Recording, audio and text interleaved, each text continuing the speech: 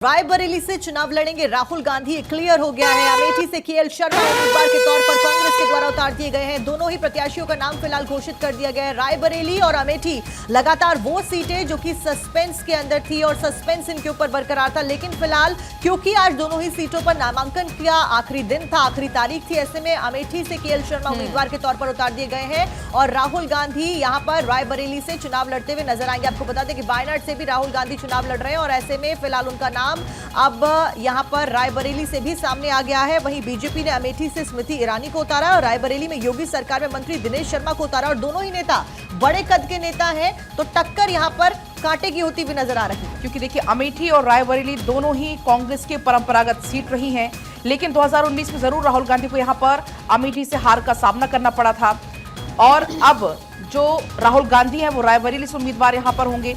5वें चरण में 20 मई को वोटिंग होनी है। अमेठी सीट पर फिरोज गांधी से लेकर संजय गांधी, राजीव गांधी, सोनिया गांधी, राहुल गांधी ये सभी प्रतिनिधित्व कर चुके हैं। अगर रायबरेली सीट की बात करें तो यहां भी गांधी परिवार का कब्जा रहा है।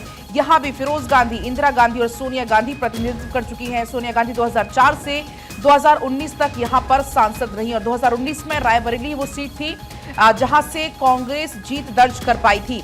हालांकि जो अभी टाइमिंग है वो सामने आई है, 12:15 पर नामांकन का समय होगा। हालांकि अभी आधिकारिक घोषणा नहीं हुई है, लेकिन सोर्सेस के हवाले से ये खबर है कि नामांकन की टाइमिंग 12:15 बजे होनी है, क्योंकि सुबह 9:20 पर राहुल गांधी स्पेशल फ्लाइट से दिल्ली से फुर्सतगंज के लिए रवाना होने वाले हैं। 10:20 पर फुर्सतगंज पहुंचेंगे और वहां पर सड़क के रास्ते गेस्ट हाउस पहुंचेंगे। 11 बजे राहुल वहां पर गेस्ट हाउस पहुंचने का कार्यक्रम है और 12:15 से 12:45 तक राहुल गांधी नामांकन दाखिल करेंगे और 2:10 पर राहुल गांधी फिर फुर्सतगंज से लखनऊ के लिए रवाना हो जाएंगे। तो फिलहाल ये टाइमिंग सोर्सेस के हवाले से सामने आई है। इसके अलावा आपको बता दें राहुल गांधी और प्रियंका गांधी सुबह 10:20 पर अमेठी पहुंचने वाली हैं। सुबह 8 बजे जो पूरा परिवार है वो फुर्सतगंज एयरपोर्ट पहुंचेगा और उसके बाद 10:20 पर अमेठी पहुंचने का कार्यक्रम है राहुल गांधी का और प्रियंका गांधी का। अब बिल्कुल पलक, और सबसे बड़ी बात कि नामांकन का जो आखिरी दिन था और लगातार सस्पेंस बरकरार था, लगातार चर्चाएं हो रही थी और सभी के मन में सवाल था कि आखिर इन सीट से चुनावी रण में कौन उतरता हुआ नजर आएगा। और चूंकि आज नामांकन का आखिरी दिन, उससे पहले इस सस्पेंस से कह सकते हैं कि पर्दा अब उठ चुका है। बहुत मंथन, गहन चिंतन करना पड़ा कांग्रेस पार्टी को और उसके बाद जाकर इन दोनों उम्मीदवारों को चुनावी रण में फिलहाल उतारा गया है। और एक तरफ पलक जहां हमने देखा है कि कांग्रेस पार्टी से तमाम बड़े चेहरे अलग अलग राज्यों से खबरें आई, इस्तीफा देकर के दूसरे दलों में चले गए, पार्टी छोड़ने का सिलसिला काफी तेज होता हुआ नजर आया था। लेकिन अगर हम बात करें केएल शर्मा की, तो केएल शर्मा देखिए, जहां पर वक्त के साथ कांग्रेस पार्टी के नेताओं ने पार्टी का साथ छोड़ा, लेकिन केएल शर्मा की निष्ठा और वफादारी में कभी कोई कमी नहीं आई। वो हमने पहले भी बताया था कि सोनिया गांधी के काफी करीबी रहे, गांधी परिवार के करीबी हैं और कभी केएल शर्मा बिहार के प्रभारी रहे तो कभी पंजाब कमेटी के सदस्य भी फिलहाल बनाए गए, उसके बाद एआईसीसी के मेंबर भी रहे, तो कभी चुनावी बागडोर उनके हाथों में रही। इसलिए फिलहाल कांग्रेस पार्टी की तरफ से उनको चुनावी रण में उतारा गया है और अब देखना होगा कि सियासी सरगर्मी आने वाले वक्त में रायबरेली की अगर बात करें, क्योंकि आप अमेठी का जिक्र करी थी जहां से केएल शर्मा को प्रत्याशी के तौर पर कांग्रेस ने मैदान में उतारा। अमेठी से अगर बात की जाए तो स्मृति ईरानी उनके अगेंस्ट में यहाँ पर बीजेपी से चुनाव लड़ रही है, जो कि ऑलरेडी जीत दर्ज कर चुकी है 2019 में, यानी कि बीजेपी का पलड़ा भी भारी नजर आ रहा है। और स्मृति ईरानी की पॉपुलैरिटी हुई, स्मृति ईरानी का चेहरा हुआ, उनका कार्य हुआ, लगातार उनका जो हुंकार है वो बढ़ती हुई उसी के दम पर नजर आ रही है। ऐसे में मुकाबला बेहद दिलचस्प है अमेठी में। और अब केएल शर्मा का नाम सामने आया, जिनके बारे में आपने बताया कि उनका राजनीतिक सफर भी काफी लंबा रहा है और अच्छे कद्दावर नेता के तौर पर उनको देखा जाता है। वहीं अगर बात की जाए दूसरी सीट की, यानी कि रायबरेली सीट की, जहां से राहुल गांधी खुद मैदान में उतर गए, वायनाड के सिवाय अब रायबरेली से भी राहुल गांधी चुनाव लड़ने वाले, तो बीजेपी ने यहां पर योगी सरकार में मंत्री दिनेश शर्मा को उतारा है। दिनेश शर्मा भी एक बड़े चेहरे हैं योगी कैबिनेट के, योगी सरकार के और बीजेपी सरकार के। आपको बता दें कि दिनेश शर्मा उप मुख्यमंत्री उत्तर प्रदेश के रह चुके हैं और दिनेश शर्मा लखनऊ के मेयर का पदभार भी संभाल चुके हैं। ऐसे में उनका जो वर्चस्व है, उनकी जो पॉपुलैरिटी है और उनका जो राजनीतिक सफर है वो भी काफी बड़ा रहा है और इसका मतलब यह है कि राहुल गांधी के साथ में जब बीजेपी से उम्मीदवार उतरते हैं दिनेश शर्मा, तो यहां पे भी कांटे की टक्कर देखने को मिलेगी। एक तरफ जहां इसको कहा जाता है कि ये गांधी परिवार, नेहरू परिवार का गढ़ है, वहीं अमेठी वो सीट जहां पर बीजेपी पिछली बार 2019 में जीत दर्ज करती है और इस बार भी यहां से अगर रायबरेली से बात की जाए तो जहां पर कांग्रेस जीती थी पिछली बार 2019 में, वहां से दिनेश शर्मा को मैदान में उतारा गया बीजेपी को, और सोच समझकर, क्योंकि बीजेपी ने सभी उम्मीदवारों को इस बार टिकट दिया है, जिताऊ उम्मीदवारों पर फोकस किया है। देखने वाली बात यह होगी कि कौन यहां से जीत का परचम लहराता है और इस बार कौन सी पार्टी इन दोनों ही सीटों पर, जिसके ऊपर सस्पेंस काफी लंबे समय से बरकरार था, वहां पर जीत दर्ज करती है। और सबसे बड़ी बात, अब जब ऐलान हो गया है तो मुझे लगता है कि दोपहर तक तो बयानबाजी भी काफी तेज हो गई, क्योंकि स्मृति ईरानी अब तक कई बार तंज कसते हुए नजर आई हैं। सारी रात की जगी हुई हम लोगों को पूर्ण विश्वास था कि गांधी परिवार का ही व्यक्ति आएगा। हमारी रायबरेली की जनता चाहे गांधी परिवार के लिए समर्पित है, चाहे राहुल गांधी, चाहे प्रियंका गांधी, हम लोगों को बहुत खुशी है। और आप समझ लीजिए, रायबरेली की जनता को इतनी खुशी है कि जिस प्रकार की भगवान राम जब अयोध्या से वहां से आए अयोध्या, तो अयोध्या के लोगों ने उनको फूलों से लाद दिया था। हमारे राहुल गांधी गंभीरता में समुद्र के समान, साहस में हिमालय के समान, क्रोध में काली यज्ञ के समान, क्षमा में पृथ्वी के समान, सुंदरता में चंद्रमा के समान। आज ऐसा एक नामांकन होने जा रहा, ऐसा ऐतिहासिक नामांकन होगा कि पूरे भारतवर्ष की किसी लोकसभा में नहीं होगा जो आज राहुल गांधी का नाम। हम लोग फूल लेकर के आए, फूल को बिछा देंगे, राहुल जी फूलों में चलेंगे और राहुल गांधी को फूलों से लाद देंगे। ये हमारे लोगों का ये दिन था कि जो जी हम लोगों का विचार था कि आज हम लोग इतने खुश हैं कि राहुल गांधी के सारी रात के जगे हुए हैं और इतनी खुशी हुई है कि राहुल जी को मिला। आज पूरे रायबरेली में एक भूकंप आ गया और राहुल जी का जो नामांकन होने जा रहा है, ऐतिहासिक नामांकन होगा। पूरे भारतवर्ष के किसी लोकसभा में ऐसा नामांकन ना हुआ होगा जो आज हम लोग राहुल गांधी का नामांकन करने जा रहे हैं। आज रायबरेली में बड़ी खुशी की लहर दौड़ गई है। रायबरेली की तो जनता आज ही राहुल गांधी को जीत नहीं, हम लोग सोच चुके थे। गांधी परिवार, हमारे लोगों की डिमांड थी कि गांधी परिवार का व्यक्ति हो। प्रियंका जी का भी नाम ले रहे तो सब बराबर था, चाहे सोनिया, चाहे राहुल जी, प्रियंका जी। शरीर एक, आत्मा, शरीर एक है, आत्मा एक, शरीर। हम लोगों ने करीब जो है 1 कुंटल पुष्प की व्यवस्था की है कि और कि हम पूरे पुष्पों से लाद देंगे राहुल गांधी को, सड़कों को बिछा देंगे। जिस रोड शो से जा रहे हैं, जिस प्लेस पे राहुल गांधी हमारे निकलेंगे, हमारा पॉइंट है, उस पॉइंट पे हम राहुल गांधी को फूलों से ला देंगे। ये हमारी श्रीवास्तव हमारे संवाददाता जुड़ गए हैं। अवनीश, साफ तौर पर जो कार्यकर्ता है वह उत्साहित हो गए हैं। क्या समय फिलहाल पता चल पाया है कितने बजे पहुंचने वाले हैं राहुल गांधी, कितने बजे नामांकन होगा? क्योंकि 3 बजे के पहले नामांकन करना होगा। बिल्कुल, देखिए जो नामांकन की जो टाइमिंग है जो है रखी गई है वो 3 बजे का है।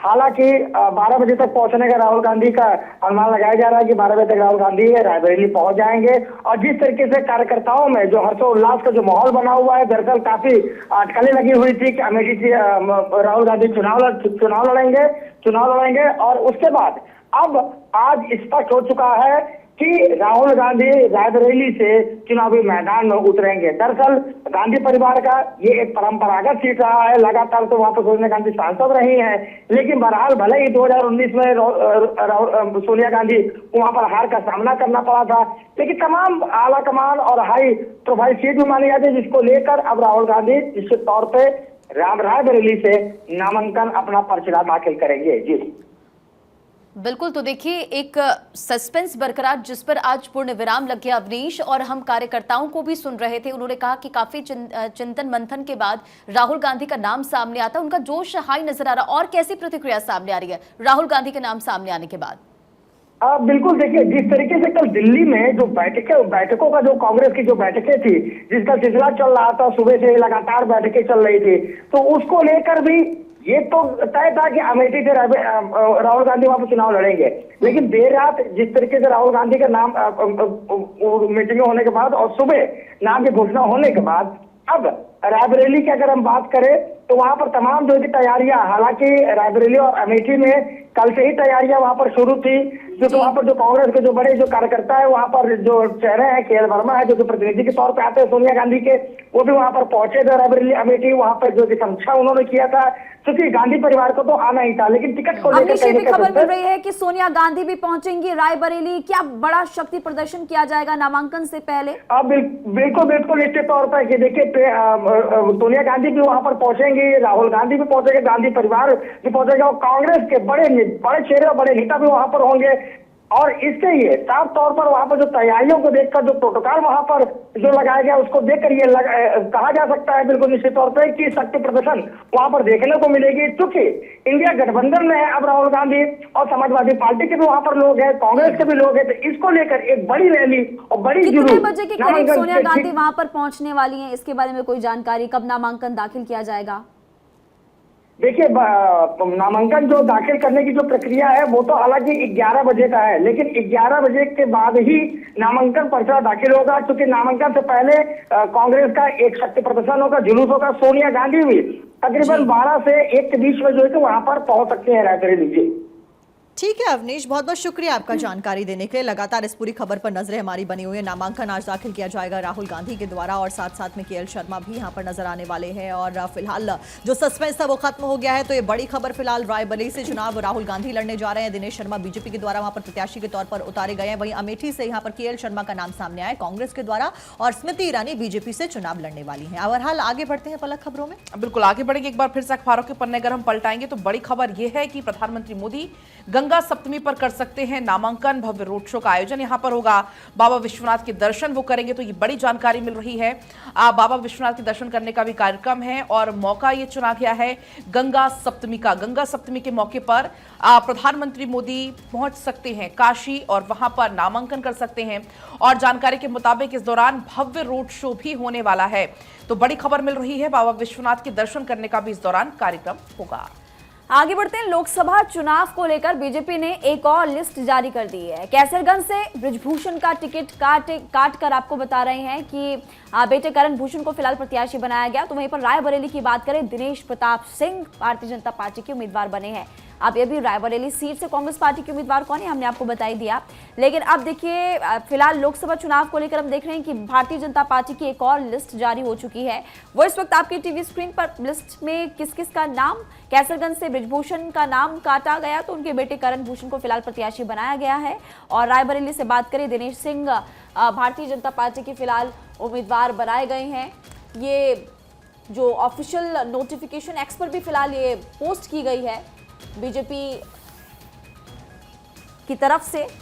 और फिलहाल ये बड़ी खबर। तो रायबरेली और कैसरगंज की हाई प्रोफाइल सीटों पर सबकी निगाहें हैं। और देखिए अब सधे हुए कदम में बीजेपी ने अब लिस्ट जारी कर दी है और ये तस्वीर भी आप देख रहे हैं। बढ़ते खबरों में आगे, और असम के धुबरी में चुनाव प्रचार प्रसार के दौरान दिखा सीएम हेमंता का अलग अंदाज। और देखिए कोई पहली बात नहीं, इससे पहले भी जब सीएम हेमंता जनता को संबोधित करते हैं, जनता के बीच जाते हैं, तो वो एक अलग अंदाज में नजर आते हैं कि कैसे वो लोगों से कनेक्ट हो सके। स्टेज पर कार्यकर्ताओं के साथ थिरकते नजर आए और चुनाव प्रचार प्रसार के दौरान मुख्यमंत्री हेमंता बिस्वा शर्मा देखिए किस तरह से थिरकते नजर आए।